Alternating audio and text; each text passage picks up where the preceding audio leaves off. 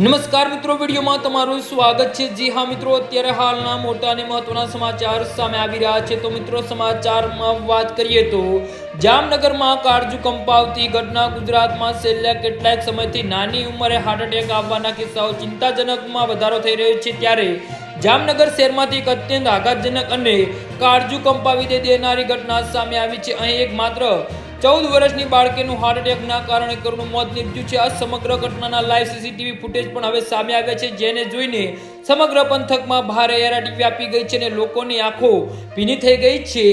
જી હા મિત્રો, મળતી માહિતી મુજબ આ માસૂમ બાળકી અન્ય બાળકો સાથે સામાન્ય રીતે રમી રહી હતી। સીસીટીવી ફૂટેજમાં જોઈ શકાય છે કે બાળકી રમતા રમતા અચાનક જ અસ્વસ્થ થઈ જાય છે અને ક્ષણભરમાં તે જમીન પર ઢળી પડે છે। બાળકી નીચે પડ્યા બાદ સહેજ પણ ઊભી થઈ શકતી નથી। આસપાસના લોકોને પરિવારજનો તાત્કાલિક ઘટના સ્થળે દોડી આવ્યા હતા અને બેભાન અવસ્થામાં બાળકીને સારવાર અર્થે નજીકની હોસ્પિટલ લઈ ગયા હતા। જો કે હોસ્પિટલ પહોંચતા જ ફરજ પરના તબીબોએ બાળકીને તપાસીને મૃત જાહેર કરી હતી। ડોક્ટરના પ્રાથમિક અંદાજ મુજબ બાળકીનું મોત કાર્ડિયક એરેસ્ટ એટલે કે હાર્ટ એટેકના કારણે થયું છે। જી હા મિત્રો, તો આના વિશે તમારું શું કહેવું છે તો નીચે અમારી કમેન્ટ બોક્સમાં જરૂરથી જણાવજો અને અમારી યુટ્યુબ ચેનલને સબસ્ક્રાઇબ કરવાની ભૂલતા નહીં। ધન્યવાદ।